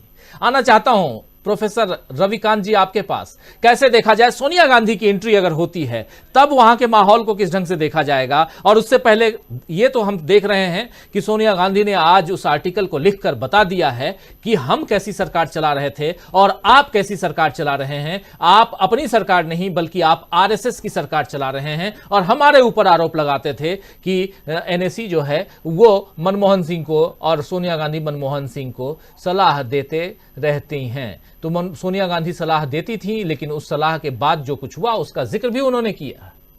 कैसे देखा जाए? एक अमिताभ बच्चन की फिल्म आई थी जिसका वो बड़ा मशहूर डायलॉग था कि मेरे पास मां है।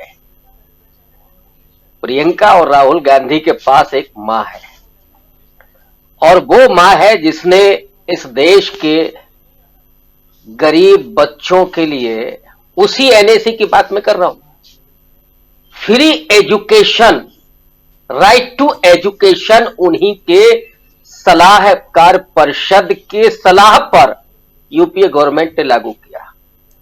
राइट टू फूड, जिसे आज मोदी जी प्रचारित करते हैं कि हम 81 करोड़ लोगों को राशन दे रहे हैं, ये अधिकार किसने दिया था?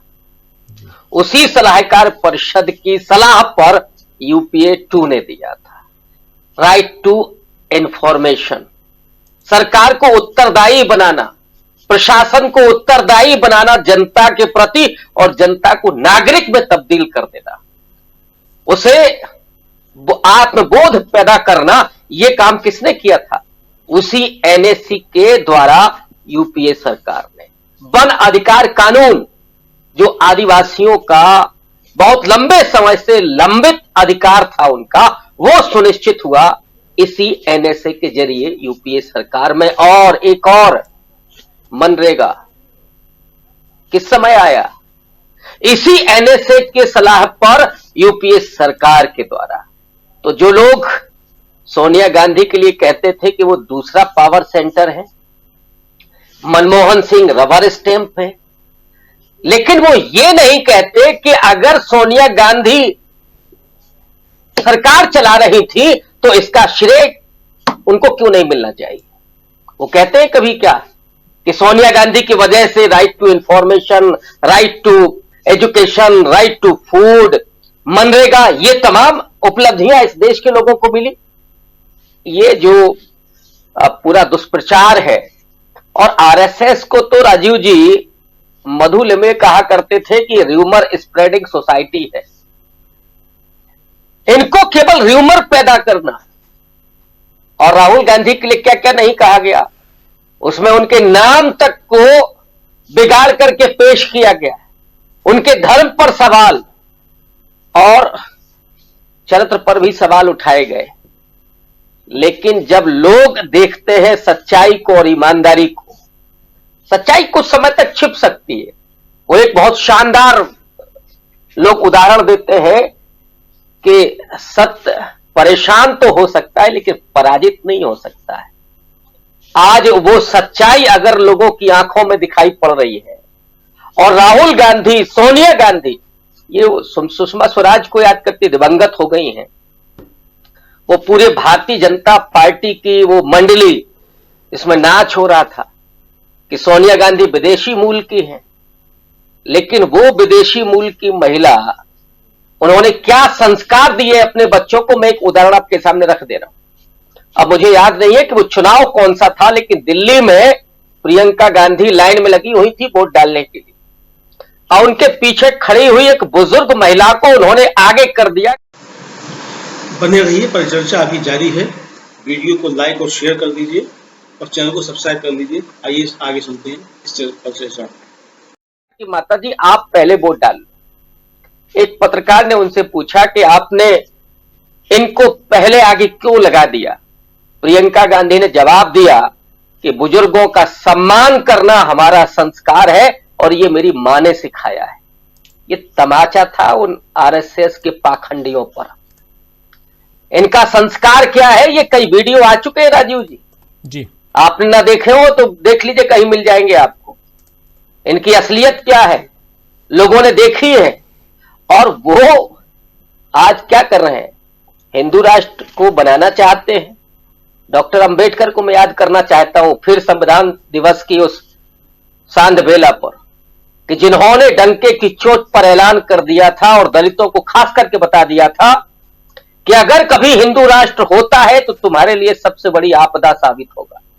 और यही वजह है कि आज दलित वंचित समाज इस पूरे विचार के खिलाफ सड़क पर है।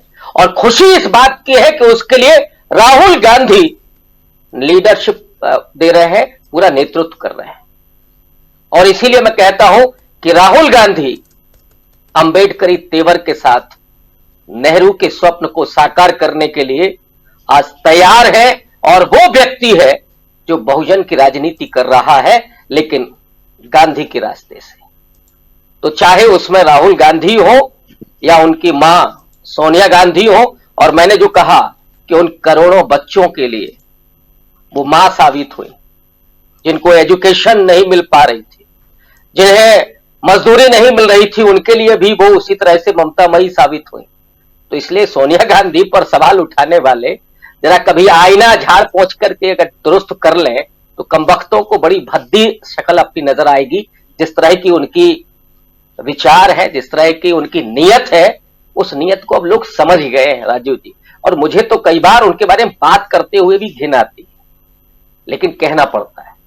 जी राजीव जी बिल्कुल, कहना चाहिए भी, कहना चाहिए। बोलने का अधिकार भी हमारे संविधान ने दिया है। और कल संविधान दिवस का जिक्र आप कर ही रहे हैं। आप जानते हैं दोस्तों, 26 नवंबर 1949 को 1949 को संविधान को अंगीकार किया गया था, और इसलिए संविधान दिवस बहुत महत्वपूर्ण दिन है अपने लिए। और उसको तो हमेशा सब कुछ, जितने ग्रंथ हैं उससे ऊपर हम तो रखते ही हैं। आप भी रखा कीजिए। आना चाहता हूं राहुल लाल जी आपके पास। राहुल लाल जी, बहुत चर्चा हम लोग कर रहे हैं, और राजस्थान से लेकर तेलंगाना तक की चर्चा, और उसमें जरा आपसे भी समझना चाहता हूं, राजस्थान का रुख क्या है ये तो आप बता चुके हैं, लेकिन राजस्थान के रुख के हिसाब से क्या तेलंगाना के रुख को भी देखा जा सकता है?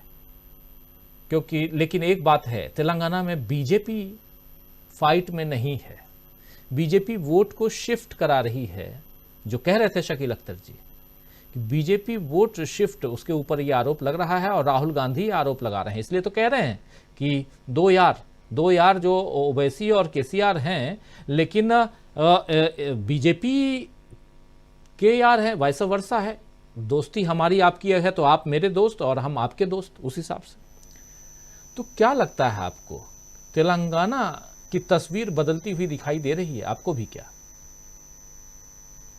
देखिए, तेलंगाना की तस्वीर तो बिल्कुल बदलती हुई दिखाई दे रही है, और वो तस्वीर अभी बदलती हुई नहीं दिखाई दे रही है राजीव जी। इसकी पहली शुरुआत जो मुझे समझ में आई, जब भारत जोड़ो यात्रा 19 दिनों तक तेलंगाना में थी, और उस समय जो अभूतपूर्व जन समर्थन राहुल गांधी को प्राप्त हो रहा था, उसके अलग अलग हिस्से में, क्योंकि 19 दिन एक लंबा पीरियड था, और वहां पे काफी जोश खरोश की स्थिति बनी हुई थी। तो वो पहली स्थिति थी जब दिखा वहां पे काफी जबरदस्त जन समर्थन।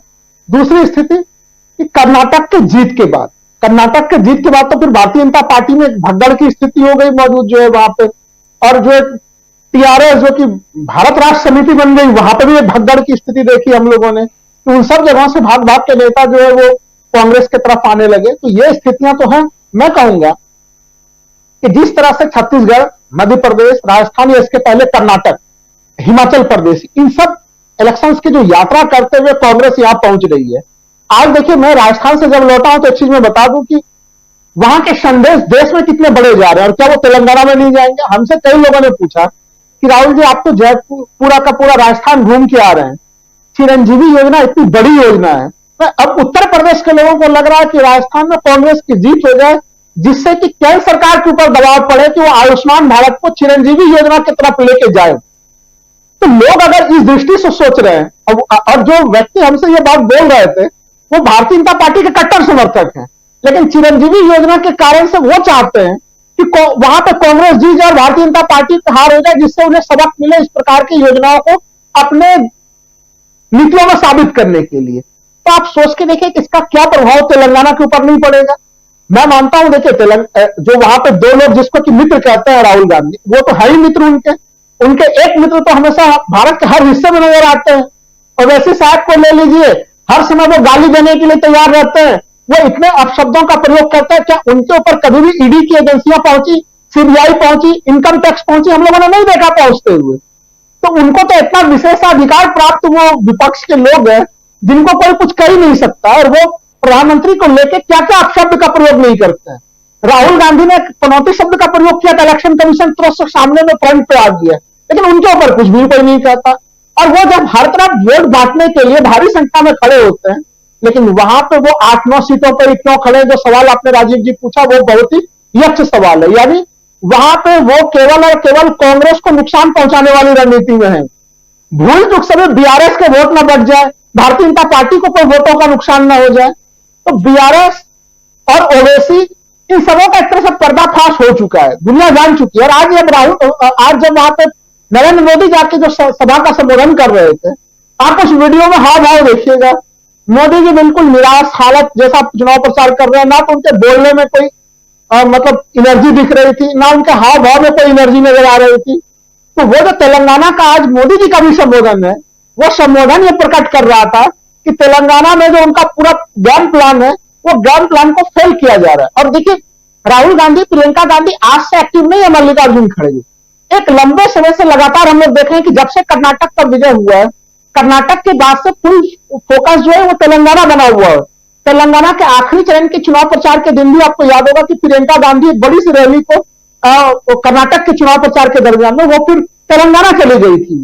तो कर्नाटक के बाद से पूरा का पूरा गांधी परिवार ने पूरी ताकत, कांग्रेस ने पूरी ताकत कर्नाटक में लगाई। और हमें लग रहा है कि भारतीय जनता पार्टी के लिए जो सिचुएशन है, उनके लिए तब यही चीज है कि वो क्या मुंह लेके लोकसभा चुनाव में जाएंगे वो। क्योंकि अगर 5-0 का जो पूरा आंकड़ा अगर आता है, जिसकी हमें पूरी संभावना नजर आ रही है कि 5 और 0-0 भारतीय जनता पार्टी लेके जाएगी, तो फिर उसके बाद वो किस कारण से, कैसे, वो क्या मुद्दे लेके जाएगी। और एक चीज मैं राजस्थान को लेकर यहाँ पे 2-3 चीजें मैं क्लियर एवं कर दूं बिल्कुल आखिरी में।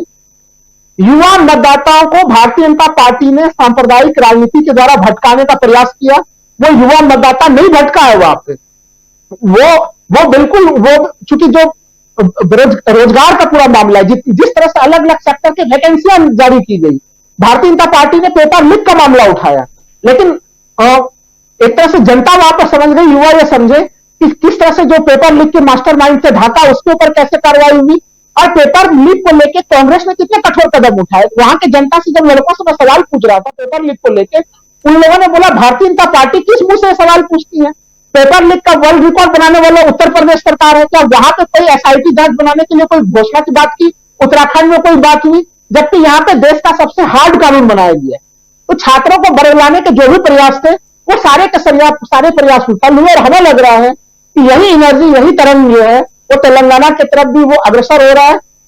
और वो रास्ता तभी स्पष्ट हो चुका था जब कर्नाटक जीत का मामला आ चुका था। तो हमें लग रहा है कि ये चीजें हम लोग तेलंगाना में भी देखेंगे। और भारतीय जनता पार्टी की वोट बांटो वाली पॉलिटिक्स जो है, वो अब अपने आखिरी दौर में है, वो समाप्त हो चुका है। ये प्रधानमंत्री का हाव भाव से आज 100% स्पष्ट होगा। जी, क्या संजय जी, आपको भी लगता है, क्लोजिंग कमेंट आपसे समझना चाहता हूं, आपको भी लगता है कि अब वो मुद्दे, जिन मुद्दों के आधार पर बीजेपी चुनाव लड़ती आई है, जिसमें बांटो और राज करो, यानी कि सांप्रदायिक ध्रुवीकरण सबसे बड़ा हथियार, या क्या वो हथियार अब भोथरा हो गया है? वो शब्द, बिहार वाला शब्द कह रहा हूं, भोथरा, वो हो गया है। बिल्कुल बिल्कुल, मतलब मुझे लगता है कि अगर सत्ता में आने के लिए उसका उपयोग किया जाता और अच्छा शासन दिया जाता, तो शायद वो चलता रहता और मजबूत होता। लेकिन जिस ढंग से इन्होंने सत्ता में आकर सत्ता का दुरुपयोग किया और जनहित का ख्याल ही नहीं रखा, तो वो जो हथियार था उसको भोथरा होना ही था। मतलब वो हथियार बहुत खतरनाक है और भोथड़ा भी होकर बहुत ही नुकसान करता रह सकता था। लेकिन इस हथियार का उन्होंने जो दुरुपयोग किया, एक तो चुनाव जीतने के बाद, माने जनहित के काम से कोई मतलब ही नहीं, और सिर्फ जनहित नहीं, माने किसी से बात ही नहीं करना। माने राहुल गांधी अगर किसी के पास भी चले जा रहे हैं, कहीं भी चले जा रहे हैं, तो बीजेपी के बड़े नेताओं को तो छोड़िए, आप बीजेपी के किसी छोटे नेता से नहीं मिल सकते, छोटे नेता से काम नहीं करवा सकते। माने उसके दोनों कारण है, उनका अपना निजी वो कि नहीं मिलेंगे और नहीं मिलते हैं, वो पार्टी वाला अलाइनमेंट वो अपनी जगह है। इसके अलावा बीजेपी में जो स्थिति है कि कोई नेता आपका कोई काम ही नहीं करा सकता, किसी की कोई पूछ ही नहीं है, तो दोनों कारण से बीजेपी आम लोगों से बहुत दूर हो गई है। और जो अपना गाय गोबर की राजनीति थी वो अब तेलंगाना में वैसे नहीं चलेगी जैसे उत्तर प्रदेश में चल गई। माने अगर बिहार में नहीं चलती तो उत्तर प्रदेश में चलती है, और राजस्थान में नहीं चल रही है तो तेलंगाना, तो बहुत ही फर्क है। तो इसलिए भी वहां वो सब नहीं होना है, और वो सब दिखाई दे रहा है साफ साफ। तो मुझे लगता है कि बीजेपी की हालत बहुत खराब है, और वो खराब सिर्फ इसलिए नहीं है कि उसने गलत तरीके अपनाए, खराब इसलिए भी है कि उसने अच्छा शासन नहीं दिया, और शासन देना ही नहीं था। मतलब ऐसा नहीं है कि आप देना चाहते हैं, दे नहीं पा रहे हैं, आपके पास लोग नहीं है वगैरह वगैरह, उनके पास उनको देना ही नहीं है। और ये आरएसएस के व्यवहार से नजर आ रहा है कि भाई दो आदमी को 10 साल से इतनी छूट और इतनी आजादी क्यों दी गई है कि वो कोई काम ही नहीं कर रहा है, और कोई काम नहीं कर रहा है तो उससे कोई सवाल ही नहीं कर रहा है, और जो कर रहा है वो सब सही हो जाता है। मैंने नोटबंदी से लेकर जीएसटी तक का आपने 10 साल पहले समर्थन किया, ठीक है, समझ में आती है बात, लेकिन अभी भी किसी भी चीज का विरोध नहीं, कोई क्वेश्चन नहीं। तो ये अगर संघ परिवार नहीं कर रहा है, कर्नाटक में हारने के बाद भी नहीं कर रहा है, मैंने वो ये था एक अशोक गहलोत ने कहा कि 2 गुजराती राजस्थान में घूम रहे हैं कि हमें वोट दे दो, मतलब जाहिर है उन दोनों को वोट नहीं देना, उनके उम्मीदवारों को वोट देना है। तो अशोक गहलोत ने कहा कि मैं कहा जाऊं, मैं किससे वोट मांगू, मैं तो राजस्थान से ही मांगूंगा, और जैसे गुजरातियों ने उनको दिया है वैसे मुझे दे दो। तो इस तरह से बुनियादी स्तर पे वो गड़बड़ कर रहे हैं पॉलिटिकल, और जिसको कोई नहीं देख रहा है। तो मुझे लगता है कि इसमें स्कोप ही नहीं है कि वो बने रहें और ज्यादा चले। मैंने मुझे हमेशा लगता था कि 2019 में ये हालत खराब थी, लेकिन तब कांग्रेस ने टक्कर नहीं दी थी, तब तैयारी नहीं थी कांग्रेस की। अब ऐसा लग रहा है, और अभी की तैयारी के मुकाबले बीजेपी का टिके रहना वाकई बहुत मुश्किल नजर आ रहा है। जी राजीव जी। जी बिल्कुल बिल्कुल, टिके रहना बहुत मुश्किल। अभी कांटे की टक्कर है, कुछ जोड़ना चाहेंगे डॉक्टर दीपक पाचपोर जी? कांटे की टक्कर ये अचानक से तो नहीं है? ये कांटे की टक्कर के अलावा देखिए तो बहुत स्पष्ट है, लेकिन जो हमारे जैसे जो एनालिस्ट हैं उनके लिए देखिए थोड़ा सा परिवर्तन आया है।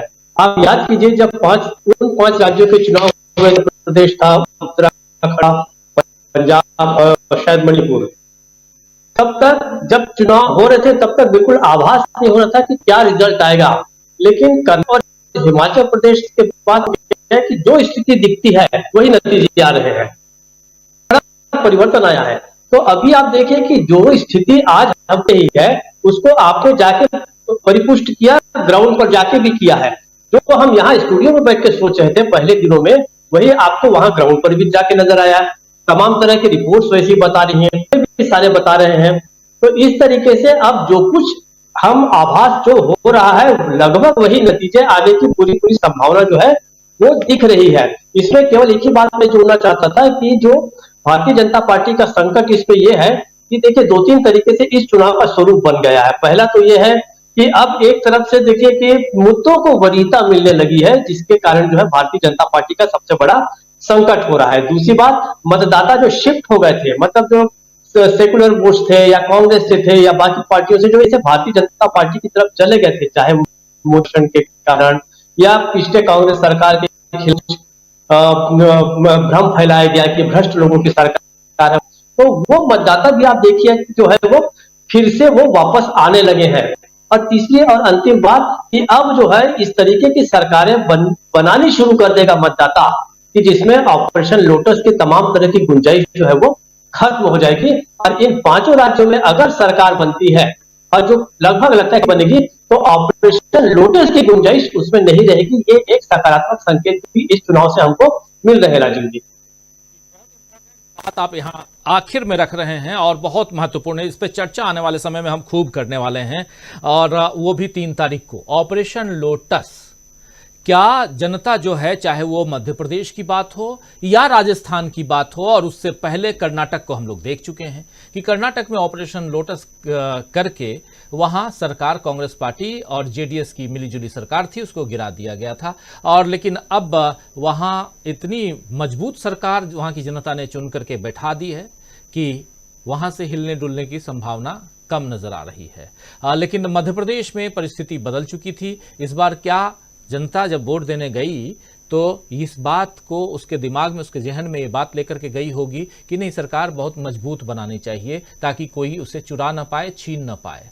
और राजस्थान में भी वैसी परिस्थितियां क्रिएट कर दी गई थी। तो क्या राजस्थान में भी वैसा ही कुछ होने जा रहा है? और अगर ऐसा कुछ होता है जिसमें 5-0 की संभावनाएं बढ़ जाती हैं, ये रिजल्ट भी 5-0 की तरफ अगर हम लोग देखते हैं, तो फिर हम लोग भी जब चर्चा करेंगे 3 तारीख के बाद, तो चर्चा का जो अंदाज होगा वो कुछ और होगा।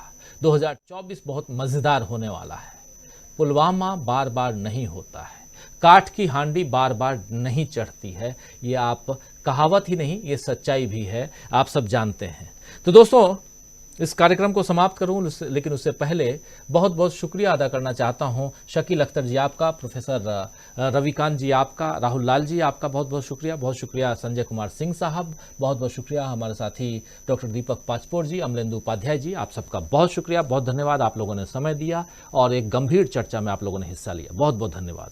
और हमारे तमाम साथी जो अब हमारे साथ बने हुए हैं, आप सबको भी बहुत बहुत धन्यवाद। सरकटा जाटव लगातार ट्रोल आर्मी के ट्रोलर हैं। आशा है ये कार्यक्रम आपको पसंद आया होगा।